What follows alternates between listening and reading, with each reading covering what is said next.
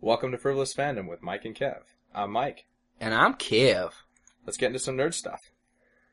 Okay, so, it wouldn't really be a podcast unless, you self-produced a mediocre theme song for yourself. He's selling himself short. It's pretty dang good. And so normally, we would just play this right off the bat to get into the podcast. But being that this is our inaugural episode, We don't want to confuse y'all. we don't want to confuse y'all, because it's kind of scatterbrained, but to explain, these samples all pertain to the theme of this show. Which is nothing.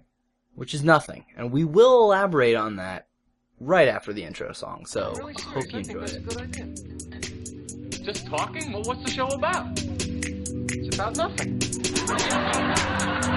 No story? No, forget the story. You gotta have a story. Who says you gotta have a story? Some men aren't looking for anything logical, like money. Some men just want to watch the world go. Instead, only try to realize the truth. There is no spoon. There is no spoon. I'll tell you what it's worth. Not a damn thing. It's a waste of time.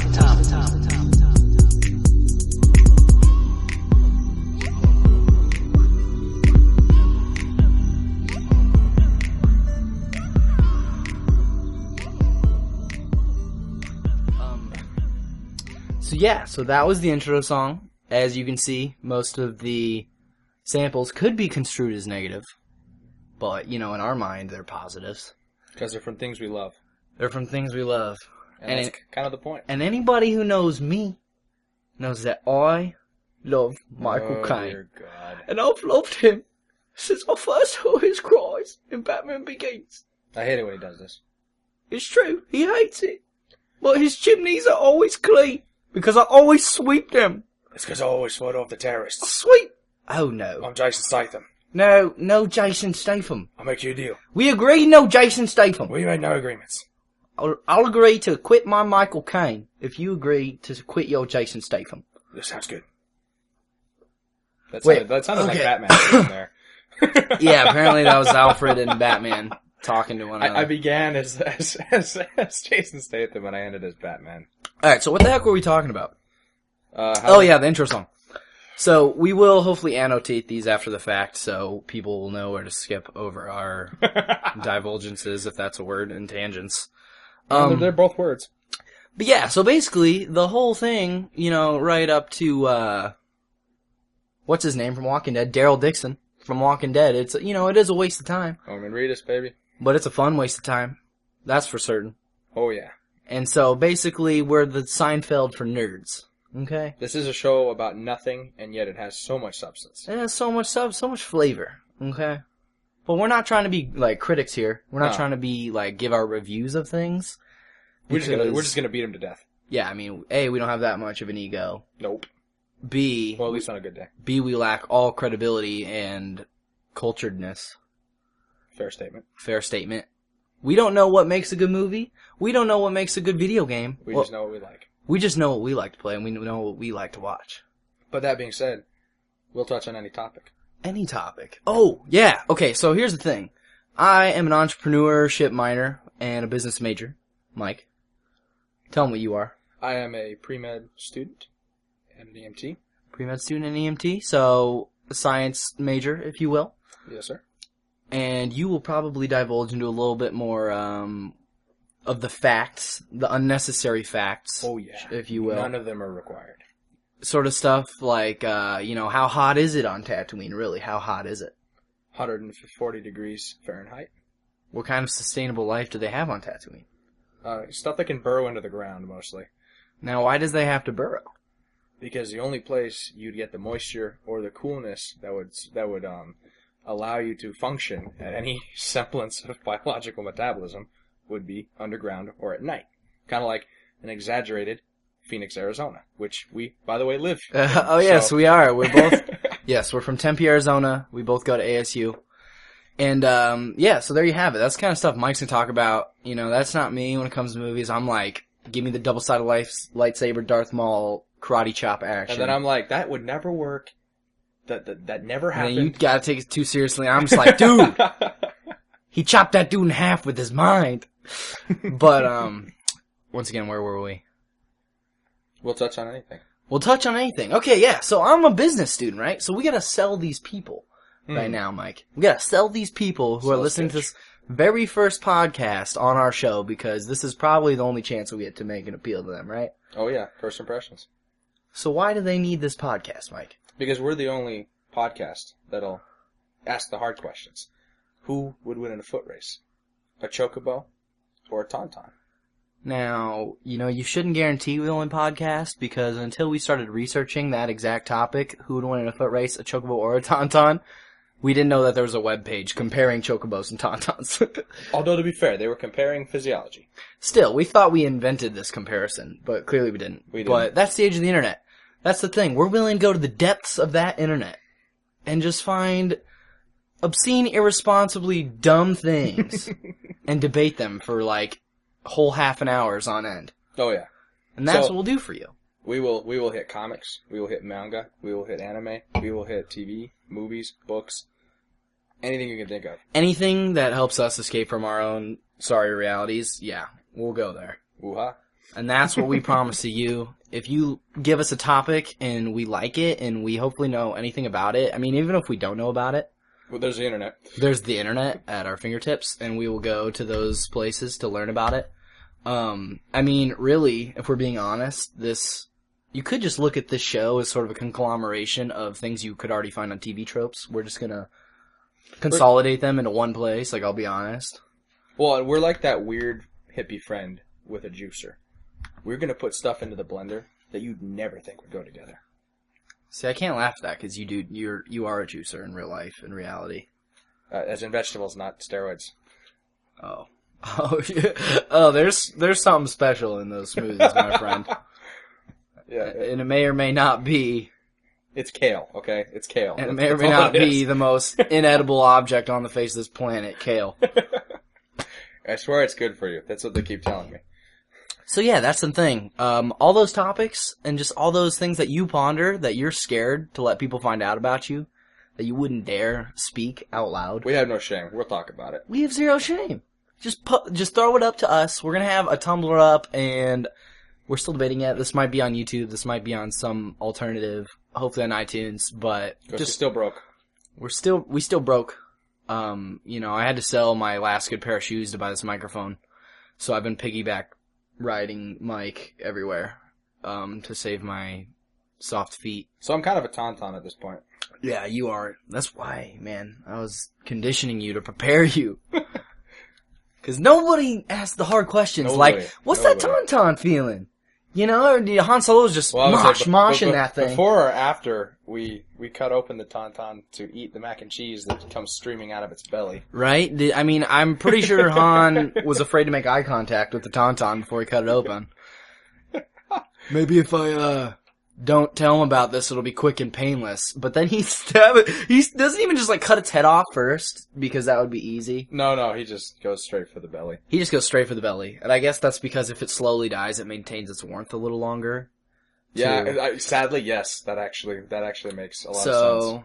Exactly. Oh, God. So I wonder if there's a space PETA. I don't know if there's PETA. I don't know if there's PETA in the Galactic Empire. General Solo, do you have any comment about this horrible act? No. I was like, Han Solo is the one guy in that universe who's not gonna care. He is not gonna care. Palpatine just sitting on his little, swivel chair thing, and he turns around and he's petting a kitty, and then he's like, "This makes me want to release my anger." Solo! Yeah, that'd be awesome. You just see Chewie what do you mean you don't care about animals? In Shriwook. Yes. Oh, okay. I was saying English. I mean, I know. Yes, I know what the language is called. I know that all of planet Earth pretty much speaks English, and then America speaks nothing but, which is kind of messed up. But is that the national language of the Intergalactic Empire? Apparently, it's basic. Apparently, apparently, it helps that George Lucas spoke English. I would imagine. He sort of forgot how though when he was writing dialogue for the prequels. Oh, we don't go there. I love you because I need you. And I need you, because I love you. Sith don't deal in absolutes. From my perspective, the Jedi are evil. Well, then you are lost. Right? I mean, we just jumped 18 paths of logic there just to get to this fight that we all know is going to happen. You know why that fight... If Evel Knievel had Einstein on his shotgun, could not have made the jump to that conclusion. There's no way. Right, the Flash couldn't have arrived at that conclusion that quickly. Nope. And the thing I hate about that scene, like once again, when I was a kid, I was just like, fight, fight, fight, fight. But looking back on it, the scene where Darth Vader fights Obi-Wan on the frickin' Death Star, which is some of the worst choreography I've ever seen, is more exciting. To be fair, Sir... God, what's his name? Oh, the guy that hate Obi-Wan, the original Obi-Wan? Farouk. I should know this guy's name. He was on Ridge on the River Kwai. Oh, wait, that's why we have Google. I would say, we just IMDb that. Long story short, though, that one fight scene was more entertaining than the 30-minute long epic, series concluding duel between Obi-Wan and Anakin, because the whole time they're fighting... It was CG porn. It was CG porn, and you knew that neither one of them was gonna get seriously injured until the end. You're like, oh, he's not about to fall in lava right now, so clearly all these close calls where Obi-Wan's almost cutting him aren't gonna happen. And then we know Anakin doesn't win the fight, so clearly he's not gonna cut Obi-Wan in any fatal way. Whereas on that, the Death Star scene, and to a greater extent all the older lightsaber scenes from, Empire, there's a real sense of danger there. You never know. Well, and it's one of those things where I feel like the whole prequels are talking about how Anakin has more Force potential than even Yoda. And yet, magically, Obi-Wan's able to hold him at bay in a little Force pushing contest. So it's like, okay, I'm definitely overthinking this right now, but even when I was what were we? 8th graders? When that came out? Yeah, somewhere in there. Yeah, because I remember 7th or 8th grade. Yeah, we were in 7th grade because we watched Alec Guinness, by the way. Alec Guinness, a great actor. Rest in peace. By the way, I do recommend Bridge on the River Kwai for anyone who hasn't watched it. It's kind of fallen into obscurity, but it should be. I haven't seen it. It is awesome. It's about a death march in World War II. I don't remember if it's the Bataan Death March specifically, but it's fantastic. British cinema at its finest. But anywho's.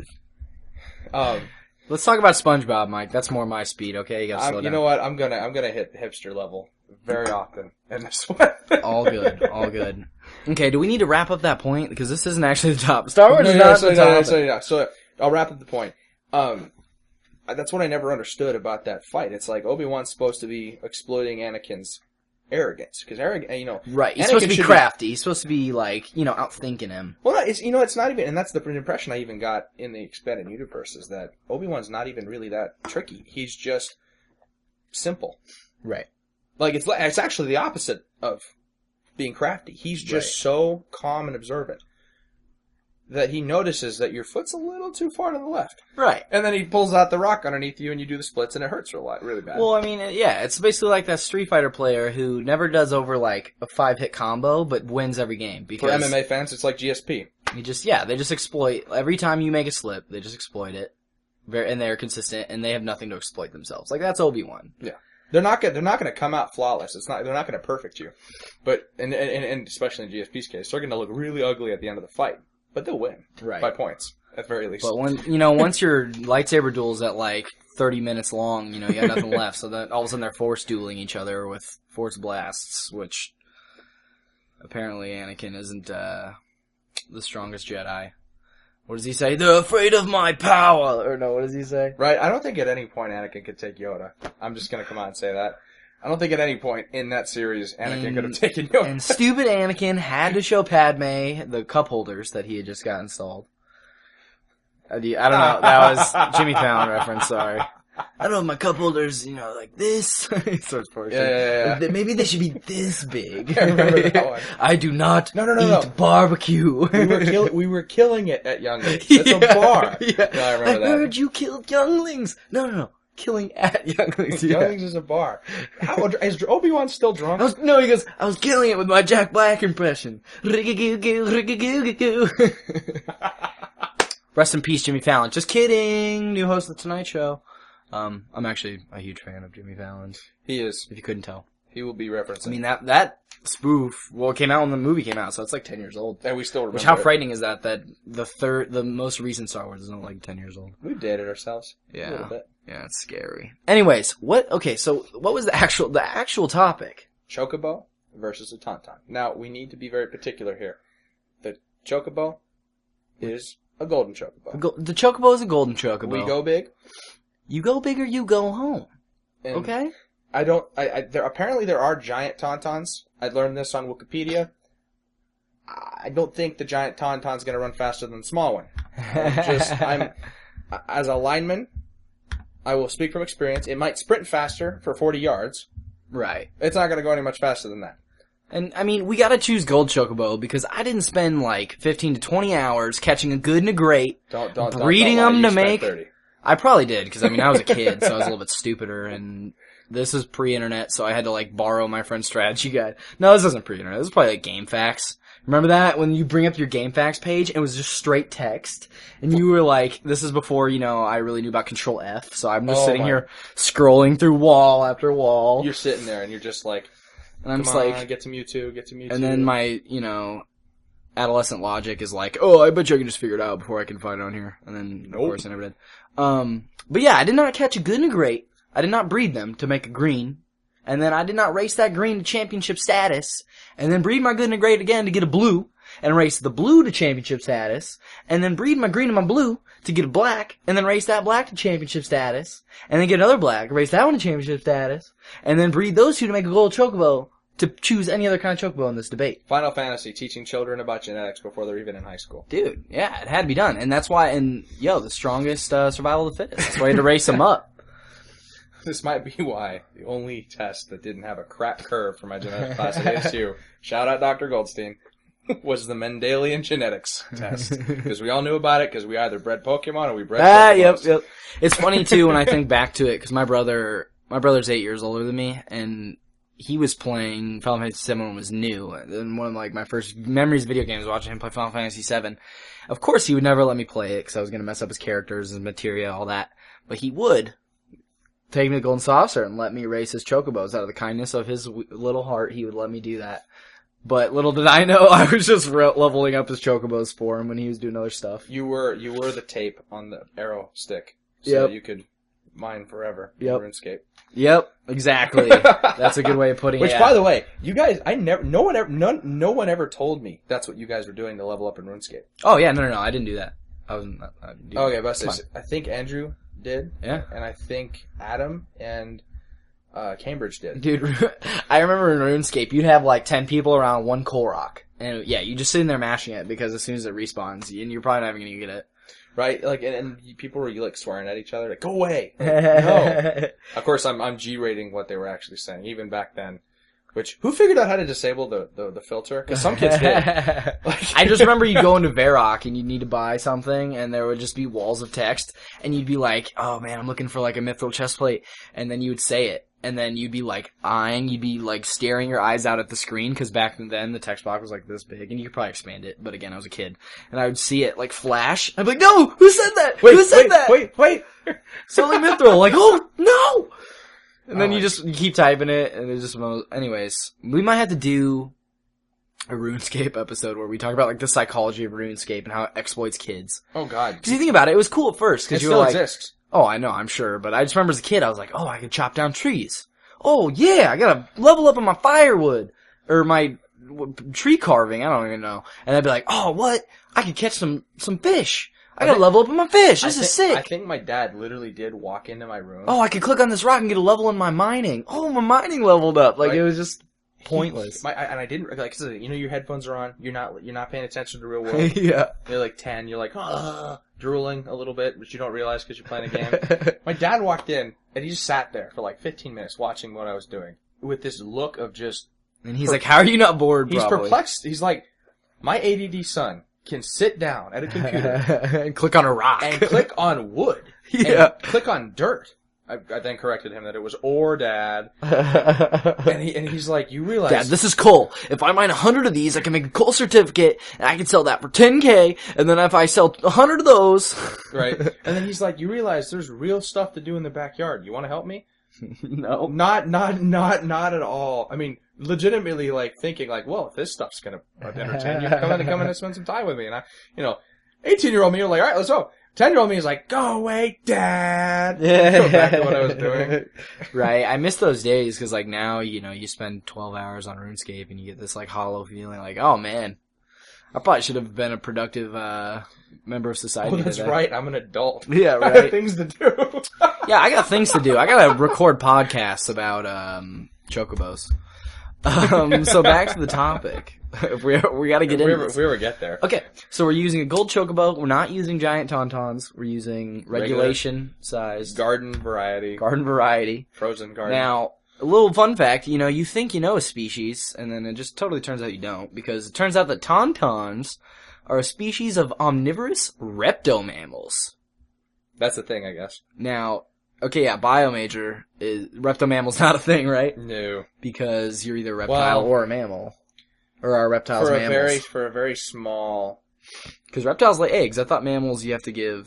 There's like two types marsupials, of... and there's two types of mammals that lay eggs. The thing is, at some point in the evolutionary jump, and I'm going to wrap this up for the kids who are like, F science, we don't want this.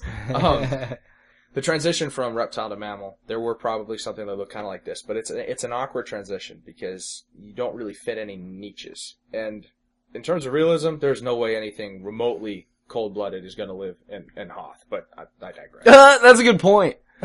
Yeah, because, like, don't cold-blooded, like... Yeah. I mean, the reason why our skin cells evolved the way they did is because it lets us regulate our own heat.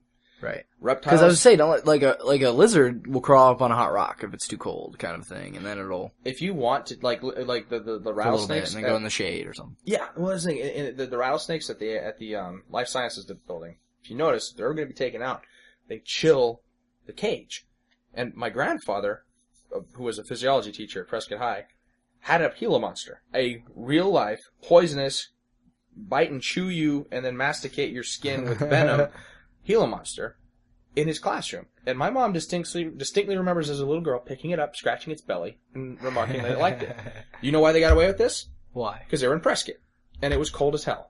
and that Gila monster was not warm enough to realize that he was being handled by something he would normally want to bite. Right. So,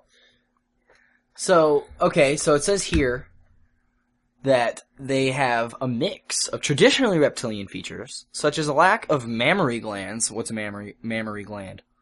Boobs. Boobs? Okay, so they have no boobs. Milky sacs. Sucks to be a male tauntaun, huh? Oh, just wait until they tell you how they give their kids milk. Oh, man. Okay. I don't know if I want to know. And they don't have scaly skin because they have fur, right? So, okay. Yeah, they're a reptile with warm-blooded and covered in fur, if that makes sense. But, we shouldn't put a limit on the outer reaches of space, because maybe they have some debates of whether or not the dinosaurs are blah, blah, blah. So they have many adaptations to a bitter cold environment of Hoth that include wide feet for running across icy surfaces. Now, what is that? Distribute their weight, like no one point of the foot gets too much. Well, if you think about it, it's bipedal. Which for anyone who doesn't know Greek or Latin, it means two legs. Walks on two legs. So it's like us. If you notice us, our stances are a little wider than say like a chimp's or a gorilla's. Mm-hmm. And for them, their arms are wider proportionally. And so it kind of works out that way. So it says that they have swiveling ears. What does swiveling ears do for you? It's a prey adaptation. Lets you hear something sneaking up on you. So you can like turn them out to here and then turn them in to maintain your warmth, or what? Well, no, literally, it's literally you just kind of like point them wherever that you need them. Yeah. Okay. Yeah, because deer have it. That's literally why. So you if you're ever close to a deer, you can't really Does it make that kind of a noise when when it opens up? That'd be pretty funny. I mean, that'd make them very easy prey. You just walk through the woods. You just hear you're hearing your usual chirps and just... Bambi, there's a tauntaun. Oh wait, they wouldn't be in the woods. Bambi, I told you to oil those ears. Son, let's go hunt out on the tundra. Oh dear. They have thick blubber. Yummy. I would hope so. They have chambered lungs. Whatever. What does that mean? I'm trying to think. What would that do? I've heard of chambered stomachs. Let's say that's a term I'm actually not familiar with. They have dual nostrils. I mean, most people have dual nostrils. Yeah, is that whatever? Okay, cool. Not cool, but not cool. And they have a digestive system that excreted wastes as oils through skin pores, producing a distinctive odor. That's cool. Han Solo commented on the smell after he sliced open his recently deceased tauntaun with Luke Skywalker's lightsaber to keep the latter warm in the infamous scene. Now, which I've dubbed the macaroni and cheese. Right? When I was a kid, you know, I didn't really put together that he was, cause they kind of allude to him shoving him in there. They like cut the angle. And I was like, why would he eat his tauntaun right there?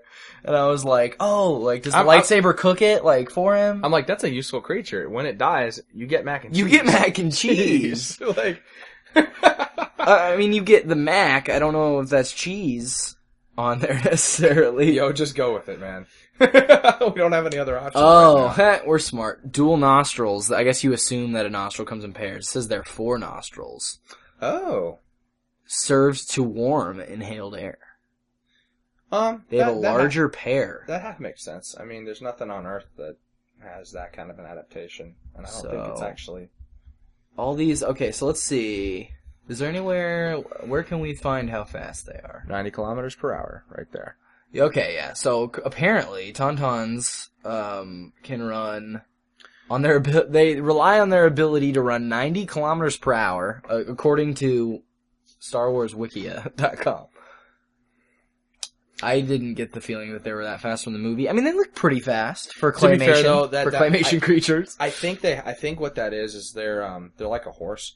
Horses can go 55 miles an hour, which is roughly 90 kilometers per hour. That's true. For those of you who don't speak metric, the problem is the horse can't do that for very long. Okay, yeah, that makes sense. So, okay, they just sprint that fast to get away from wampas. Which is funny because I don't.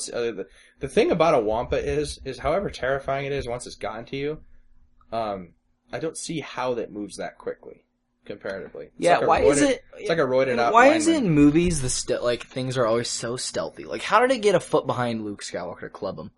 Like, I guess because he's going numb and stuff, but... Well, I mean, yeah, and he's supposed to be a prodigy. And yeah, right, Force, you'd think you could feel a wampa sneaking up on you in the Force. I just feel like the intense feeling of I'm going to eat you. Pretty loud. Pretty loud in the Force. Wait, that's not what a wampa does. What does a wampa do? Dude, have you ever seen the Robot Chicken where Luke is at an intergalactic gas station filling up his X-Wing, and the wampa rolls up in its broken down minivan to get gas? Have you seen this? Okay, like, anybody who hasn't seen this Robot Chicken skit, I don't know what you'd have to look up necessarily. You'd probably just Robot Chicken Wampa gas station. Oh, it's great. Yeah, and it's quite possibly, like, it made me feel for a creature that I had no sympathy for before. Right.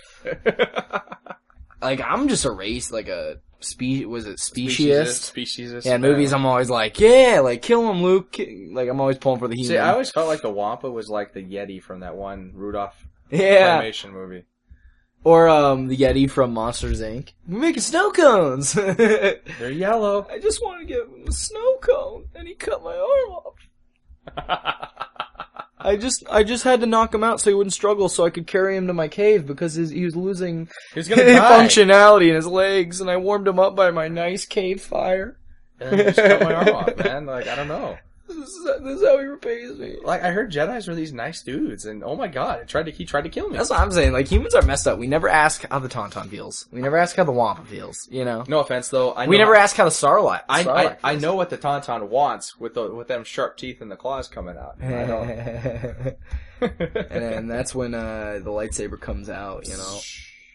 I feel like lightsabers, like, if I had a lightsaber, murder becomes way too easy. Like, I'd be doing it on accident, like, in the heat of the moment, and just being like, should I have cut their head off? Well, like, if you've ever... I mean, it's not bloody. It's gonna be real easy to clean up. Like, you cauterize... Oh, actually, you know what, though? I can just cut them into little pieces right here. Remember New Hope? Throw them down in the garbage. Obi-Wan cut off that one jerkwad's arm. Oh, yeah, there's blood. There's blood everywhere. So apparently it doesn't cauterize it, or it's selective cauterization. Maybe they were just better back then. Let me get one thing straight, Mike. In a movie where they have giant space stations the sizes of small moons that can blow up planets with one laser beam, And where there's mystic powers where they can move stuff with their mind and jump as high as they want, run as fast as they want, and they have laser swords that can reflect laser beams, you draw the line at blood. You know me. I don't ask that the movie be realistic. I ask that it be consistent. Okay, fair enough. I'll go wherever you want. Like, you take me there with your story, and I'll believe it for the sake of the movie, but the second you start, like, defying rules set in your movie, you lose me. Deus Ex Machina, you get one freebie from me. And it has to be a good one for me not to complain about it. Okay, so that's good enough covering for tauntauns. That's actually how they're pronounced. I now defer to Kev for the chocobo, because I have to admit, I'm going to lose some nerd credit here. I did not play any of the Final Fantasy games. And I have no experience with I was these going to birds. say, I hate you. Most people would tell you gotta play, like, 4 and 6. But no. Really, you gotta play 7 and 10. And that's pretty much it. I mean, I liked 13, but I couldn't play it again. Like 7 and 10, I could play like the story, the everything, the mini I made games. the mistake of telling someone I played Kingdom Hearts once, and they threw stuff at me. Ooh, dude, Kingdom Hearts is my jam. Well, yeah, but I'm like, I kind of played a Final Fantasy game. They're like, oh, which one? Well, yeah, I mean, Kingdom Hearts, and they just like, boo. Yeah. Well, I mean, I feel like most Final Fantasy people like Kingdom Hearts, so those people are tryhards that told you that. But it's a lot easier. I mean, it's for kids. It's one of my favorite games still. So this wiki page isn't nearly as insightful as that Tauntaun one, so I don't know if we infer from that Final Fantasy fans don't go quite as hard as Star Wars. Like, it's hard to beat the depth of Star Wars fans. I guess Final Fantasy fans maintain a life somewhere in there, but not us.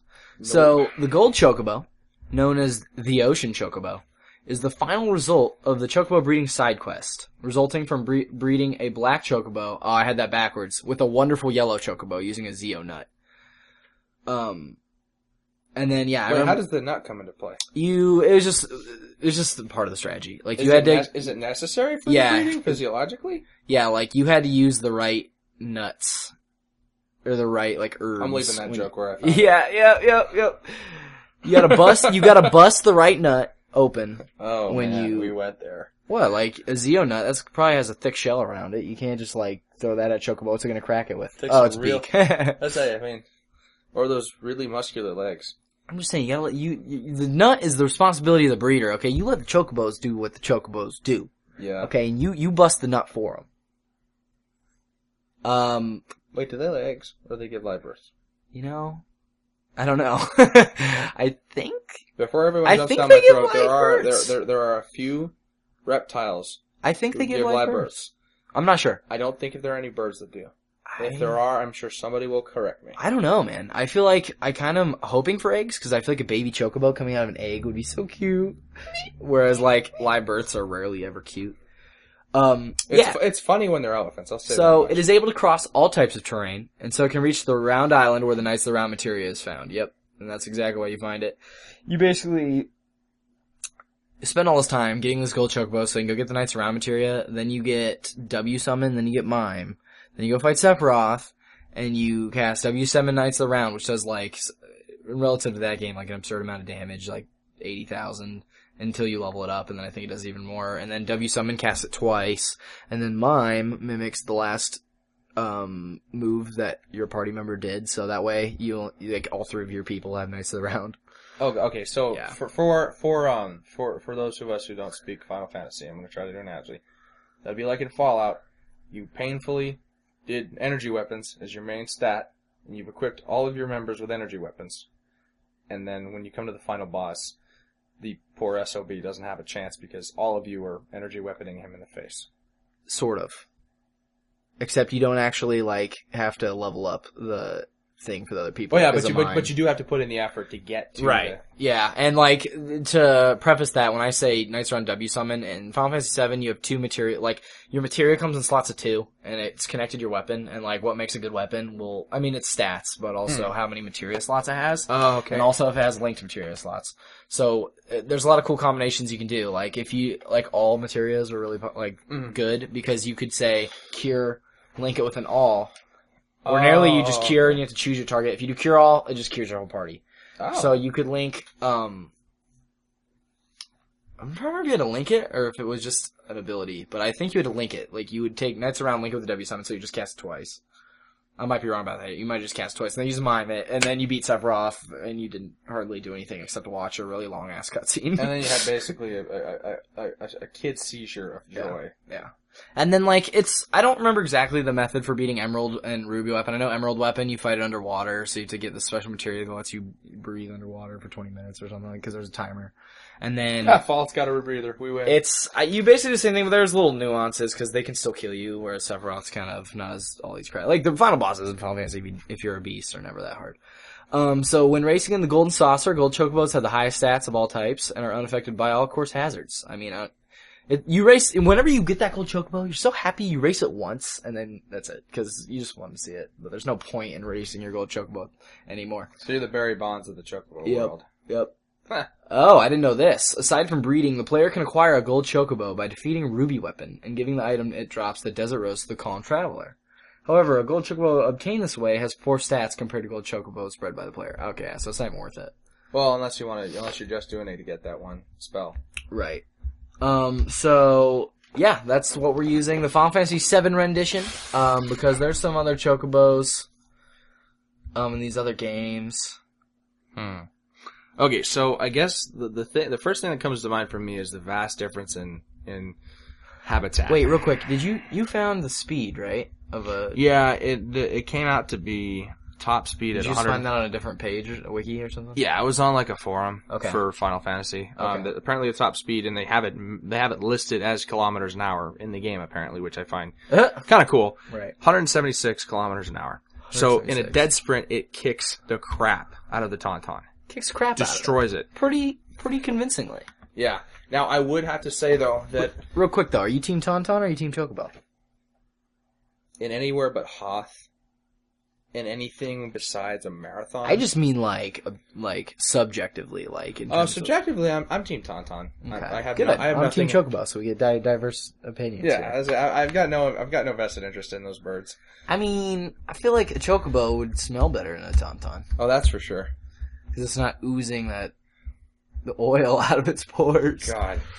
So you're You right. know what? I'm going to switch teams. I can't be Team Tauntaun. There's Dude, just nothing. Come on, there's you gotta just stick to your guns. Don't let me, peer pressure. You shouldn't. No, what are we this- teaching people in this podcast? This is my to succumb to peer pressure. This is my logic going. You know what, dude? No, You okay, messed look. up. Before we, come on. Anybody who just picks a Chocobo based off the speed is thinking about this not nearly hard enough, okay? Because we gotta specify, like, what kind of a race is this? Is it a dead sprint from here to there? I was say if it's anything like Kentucky Derby, Right, Chocobo has it made. right. One However, lap, Chocobo, dominate. If we're gonna have whatever race they had in Hidalgo, where it's like a 6-week race right. on horseback, I think that. But on Hoth, or no, is it on Hoth? You know what? Honestly, I think if a shaved tauntaun in a normal ecosystem, I think would be okay. Right. I mean, it's warm-blooded. We already established this. So. Yeah, so it'll be okay. Shave it and somehow get rid of like at least 15% of its blubber fat. 'Cause it's still probably Yeah. going to overheat. You know what? Actually, no. I'm going to get grilled because I'm a bio major. A polar bear, even if you shave the damn thing, is not going to be comfortable in Phoenix, Arizona. It just Right. isn't. It's just So- been adapting too long. Yeah, it's an extremophile.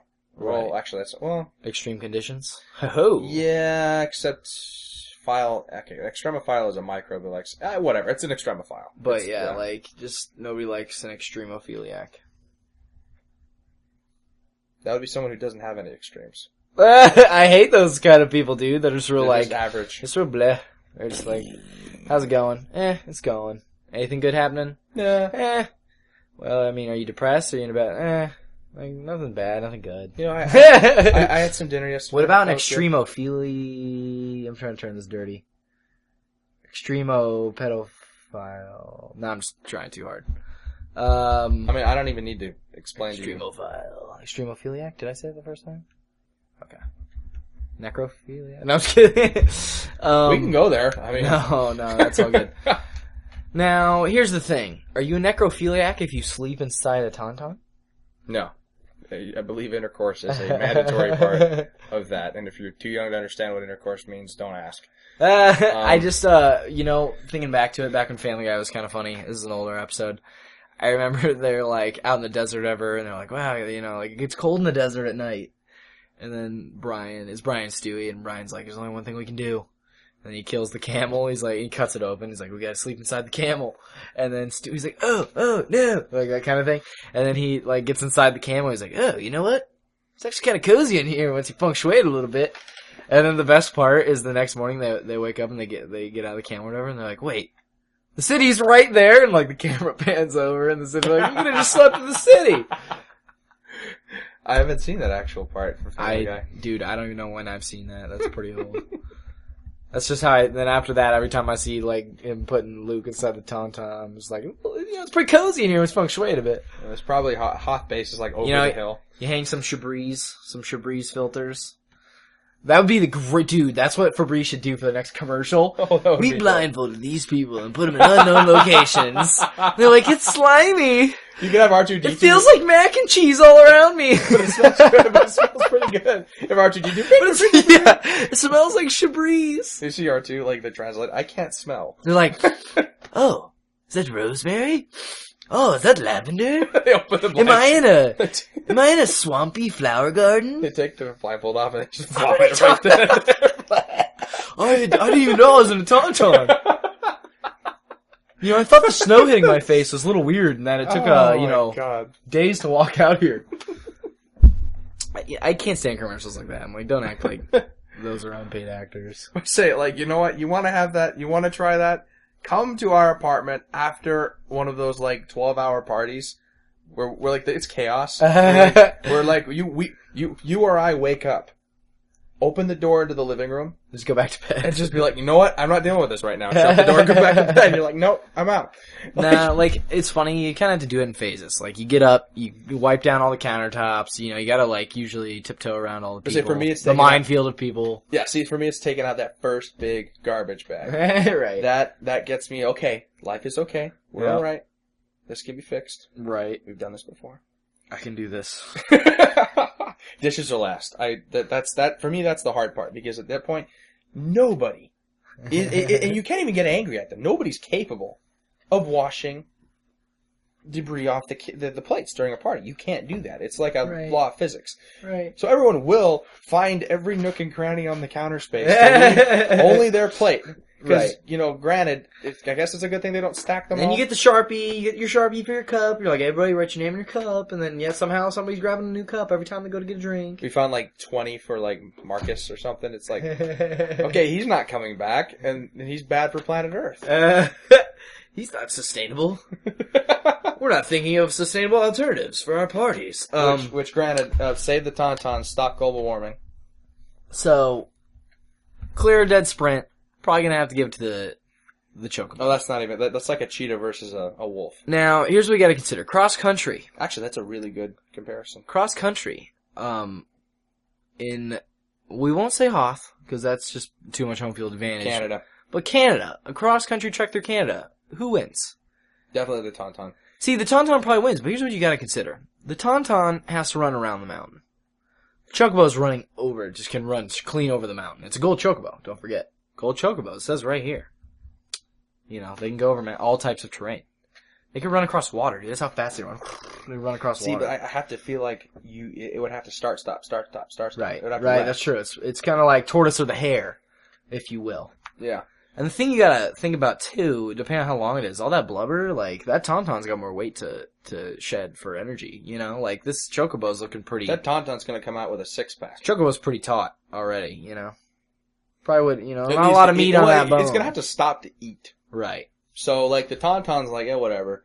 It's gonna accidentally bust a Zeo nut, and then, you know, gonna get its brain all jarbled up, because it's all excited. Just want to get frivolous with some fangirls. Ooh. And, so yeah, no Zeo nuts included. What would a chocobo eat besides nuts? I would imagine Rabbits? I would imagine it's an insectivore, to be honest. An insectivore and a seed eater. Right. I mean, that's what emus and ostriches do.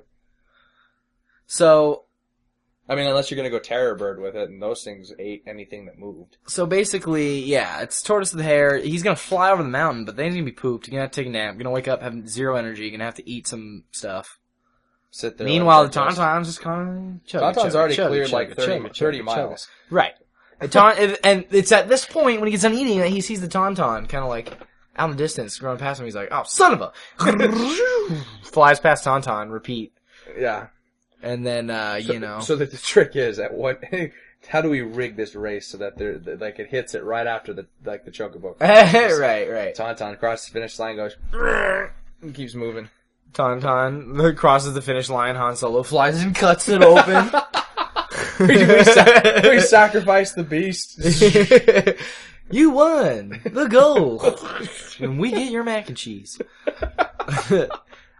That's the best mac and cheese I ever did taste. That's the flavor of a champion right there. Oh my god! I'm Han Solo. You just see Luke just look at Han with his hands in the air, like, really, dude, really? What do you mean? Why am I yelling? This is how I talk.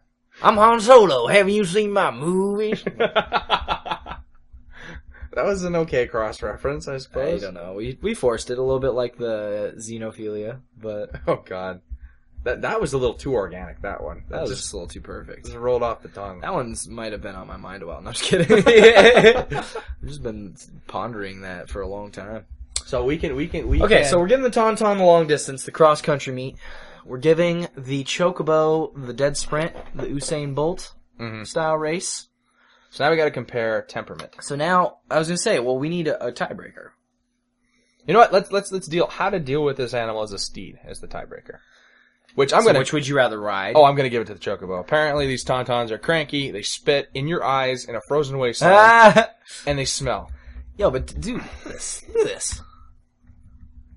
Where am I going? Look at these tusks, dude.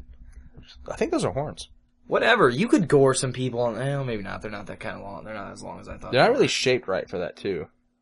Really? Yeah, never mind. You can't really gore people with it. I mean, these things are the prey. I almost wonder why they have the tusks. It doesn't make any sense. It's like a face shield, you know? Like, you can't really attack somebody because you're sticking... it's if you're trying to box a tauntaun, you know? That's the thing. Like to attack somebody, you'd have to go like this. Like, here's my face. Well, dude, think about it. Wampa just tries to club it in the head. It just hits the tusk. Although, if we're going to compare, we're going to assume that the Wampa is proportionally, pound for pound, as strong as a polar bear. I don't care what you have. You're done. What if you have battle tusks? I think he breaks your neck in spite of that. If he swipes at you, which then again doesn't explain why Luke survived. But there's one thing you need to consider, though. Battle tusks, dude. Look at those things. Look at those. Those are like stumps. dopey. Those are like dopey inverted bighorn sheep horns. If I told you, I was like, dude, check out my battle tusks, and you like on the phone, dude, you gotta come over. You gotta check out my battle tusks. You would get so hyped and come over and be like, really? Like that's if there were conditions for you to have battle tusks, like battle is a strong word to define those I tusks. say, dude, those are kind of nubby. Those are nubs. Those are nub tusks. So but, now, I mean, you know what? chocobo's got nothing. It's got a beak. It's got those. Okay, no. Have you ever talked to? I believe his name is Morgan Ayers from Centennial. Maybe I shouldn't name drop on a podcast. Oh well. Been a long time. I don't know who you're talking about. I've been a long time since I've even seen that kid, let alone talk to him. He He tried to ride an emu. I thought you were about to say. at I one- thought you were about to say the straight. But he tried to ride a chocobo once. Oh god, no. He tried to ride an emu at a house near our old high school, and they kick hard, and that's what they told me in Australia. Well, you know, now I'm looking at it. Look at these talons. This oh yeah, thing no, got, dude. that's the thing. Ostriches and emus, like Imagine like you got a chocobo. It's not quite flying, but it's fluttering, and it's kind of like hovering, and then it jumps and just claws you in the face. What's the with thing? those Like, things. think about it. That's not much different than a raptor. Right. It's just got feathers. And Right, it's you just want to hug it. That's the main difference Well, between and chocobo. Like a raptor, I don't want to hug it. You know, I do, but not quite as much. As I don't want chocobo. a velociraptor. I don't want to hug Dude. that thing. If it wouldn't kill you, it'd be badass to hug a velociraptor. I think I have such an innate If you fear. could befriend a velociraptor, like think about that, because you don't just get one. Okay, let me preface. You don't just become because friends of with my one raptor. experience with reptiles. Except for the one king snake we had when I was an infant, they are not capable of love. Dude, you don't just befriend one raptor. You befriend The pack. the pack. And then the one day they don't get enough food. And then you're starving, and you go to Jurassic Park, and the kids are eating all the Jello, and you and your pack are like kids, No. give up the Jello, you little dicks. You eat all our Jello. And then you and the pack just take out these kids. I think the raptors just eat the children. I think that's how No. this goes. You haven't seen Jurassic Park, have you? Well, they go for the popcorn. Clearly they want the Jello. I'm just kidding. I think the children get That's what you think as a kid. You're like, man, who wouldn't want that Jello?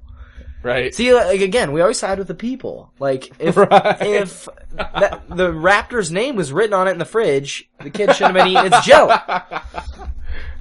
Oh my god. It says for raptor party on the big bowl of Jello. well, but hey, but to Save for raptor to party. qualify my statement about emus in Australia. So I was at the source of emus in the world. The zookeeper told me, "All right, this is an emu. They're pretty furry and ugly, but they smell bad, but they're really smart. Don't go near it. Don't stick your hand through the things; it'll bite you. But the worst part is if by some stupid miracle you end up in the pen, watch out for the legs. They kick really hard." And then did he throw you a Foster's and say, it's Australian for beer? Oh my god, we've been over this. I know. They don't drink it. They I don't know. even know what it is. Here, mate. Cool off with the Foster's. Oh yeah. I had to say that, guys. No worries. It's. If you guys, yeah, I started quick, this Quick because- educational point. Yeah, Australians don't drink Foster's. It's all stupid Americans being BS exploited. marketing. Well, I remember sitting there in we were watching. I don't know what we were watching. We were at your place. That commercial came on, and then I think Justin and John turned to me. You don't know these people, but you actually will get to know them. They looked at me and they go, "Did you have any in Australia?" I'm like, "I've never saw a can of it." You know what they drink over there? Bud Light. That's what they drink. I didn't even give you a chance to guess. Oh, I'm sorry. I was speaking to our They audience. drink emu blood. Am I right? No? Maybe. trying to find, yeah, here we go. That. So, we raced we raced that golden chocobo. It's adorbs. That's like a little Little chunky. So no, see, that thing is gonna claw Yeah. your face off. No, okay, so, fam, I'm sorry to all the tauntaun, That's game over, man.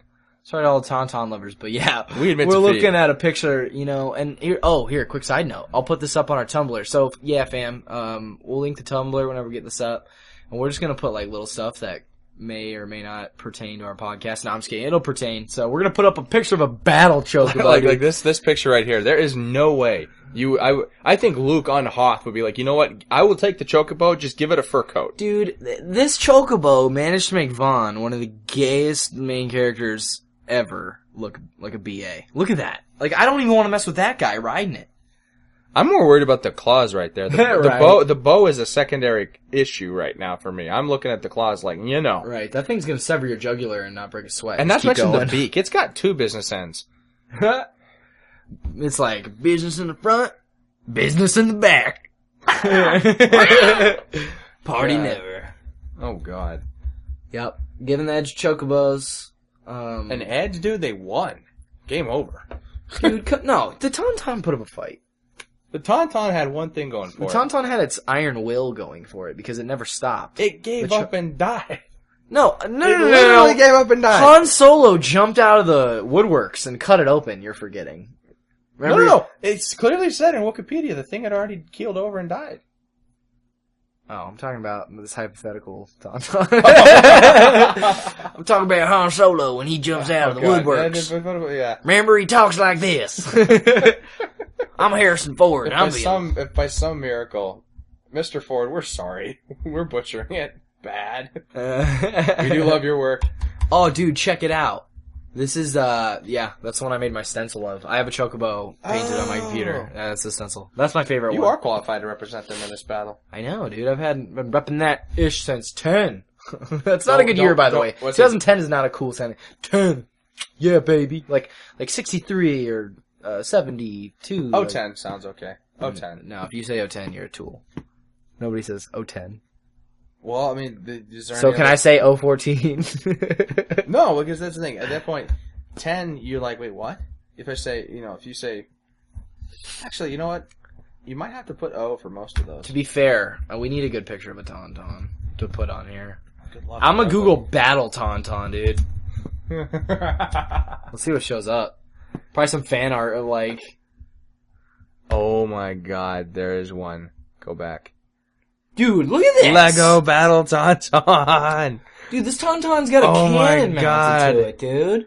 That's a mecha tauntaun. That's like That's cheating. kind of cheating. It's totally cheating, man. It's like, okay, Boba Fett, here have some force powers and a lightsaber. You win. Alright, mecha tauntaun notwithstanding. Oh my god. Dude, what is this? Is this Chewie? Oh, it's, okay. Palpatine? It's Palpatine riding a tauntaun. You gotta admit, that's pretty intimidating. That's a Washington. George Washington. that's pretty funny. Who's Darth Vader? Anyways, alright, so that pretty much puts the kibosh On that one. That's over with. That's over with. That's just an example for you guys of how frivolous this is gonna get. Yeah, our fandom dips. Fall. I mean, I had a great time. That's what's important here. Oh, yeah. Whether anyone listens to it or whether we do anything positive for this earth, I had a great time just now. Because here's the deal, we would have said this stuff anyway. I know. That's actually how this podcast originated. I mean, we live in the same room, and so we'd always lay down and just kind of be like, Hey, Mike. What? I'm not sleepy. Okay. What's up? You ever think about, like, battle tauntauns? Like, I mean, they already got battle tusks. Why not just strap lasers to them? And that's notwithstanding if we just finished watching something like which The is Walking Dead or frequently. Game of Thrones. Yeah, and So, like, we'll be sitting there, like, you know what? No, I don't buy the no. This new governor, no. And then, yeah. This new governor, he's a lot like the old governor. In fact, this is the same plot that we just had to end the last season. Why would they read it? Anyways. Yeah, no, that's usually how it'll start. Like, we'll watch Walking Dead, go to bed, and be like, hey man, like, if the zombie outbreak broke out back in our hometown, what do you think would be the best spot to go? Oh, yeah. And, that devolves into, like, in-depth study for the next 30 minutes. Right, oh my god. So we figured, you know what, we already talked about this stuff. We're already... By the way, Zombie Survival Guide. Be prepared. The more you know. Right, you never know. If it's not zombies, it's just gonna be the regular apocalypse, which is 100 times worse. Right, I'd rather deal with things I've gone through my brain in alternate scenarios. That's why I love The Walking Dead. It's like, fight the dead, fear the living. Like, yeah, the living people are 100 times scarier than the zombies, but at least you have the zombies thinning out the bad ones. Right. But, although natural selection doesn't seem to be actually happening in the human population at this point. Unfortunately. Very stupid people. It will happen soon enough. Hopefully I'll be dead. Yeah, but they have to breed for that, and if we lose Maggie, all bets are off. Oh, are you talking about in the show? Yeah. I thought we were talking about in real life. Oh, God. No, natural selection is not happening, and I can't really go into it. You know what's ironic? Glenn is the one person in Walking Dead whose life improved. Because he gets the hottest chick left on Earth. He goes from pizza delivery guy and what did Glenn have going for him? Asian, and I'm not being racist here. The Asian kid in Alabama, okay, probably the one Asian dude delivering pizzas in Alabama has the probably at this point most beautiful woman in the world at this point. Anyone more attractive probably got raped because she wasn't with such a good group of people. Or just got eaten. Or is dead. But or zombified, which we're not going to go there. Anyways, so that's basically all it is. We're going to try to bring in guests. We have a lot of friends with lots of expertise and bunches of knowledge and stuff that we dabble in but don't know as well. So we're going to stick to movies for the next couple episodes, just sort of get our feet wet. Kind of establish the stuff. Wet you guys' palate, so to speak. Wet the palate, get you guys to expect, the less, what's what I'm looking for here? More nuanced kind of topics. Like, the less logical, the better, in my opinion. Like, oh yeah. If you want to hear us debate it, like, let's debate it. Spit it out, man. And here's the deal. If we find something that Kevin and I immediately begin on a heated discussion on, we're going to pause it. We're going to go split to our corners and write down our talking points. And we'll come back to the podcast and we will knock our socks off, let alone yours. Gotta knock our socks off. So, do we want to set the topic now for next episode? Yeah, why not? What we got? We had a couple. We want to do the countdown? Do we want to do countdown? Do you want to start? Okay, so one thing we were debating is like countdowns. And I mean, this isn't like your usual, like, we're not trying to be like, the top 5 Western movies or something. No. We're gonna go way more obscure than that. We gotta get way more just random with it.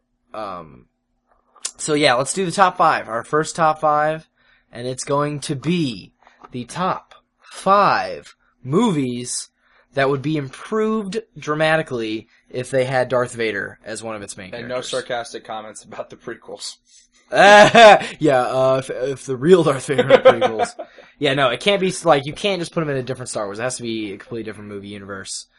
So, you know. With added challenge, only 2 out of the 5 can be comedic. That's Yeah, not okay, yeah, serious. we're gonna be funny on a couple of them, and just, like, ironically, like, oh, that's clever, but for the most part, we're gonna actually sit down and try to think of movies that would feasibly be better. Mm-hmm.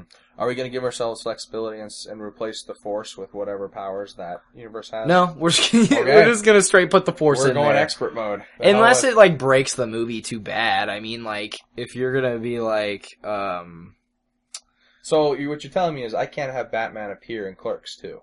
yeah, no, you can't be like, oh, you know, the Lone Survivor would have been better with Darth. Shout out to Kevin Smith. You can't just be like, oh yeah, Lone Survivor would have been better with Darth Vader because he could have force crushed all the Iraqis or Afghanis skulls in. Like, yeah, like okay, Okay, do it for the record. Taliban skulls. yeah, right.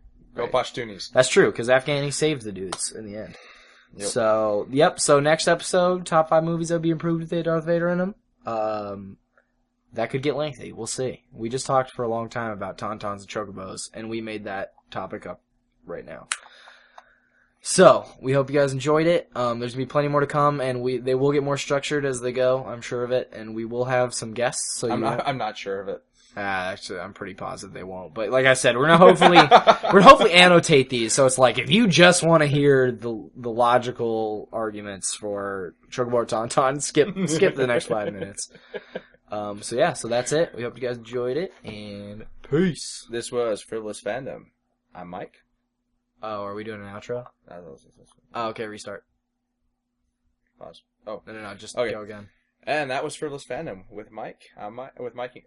I'll cut it out. Terrible idea. Bad idea. Yeah, We're done. bad idea. We're No done. outro. I'll make a song for it or something.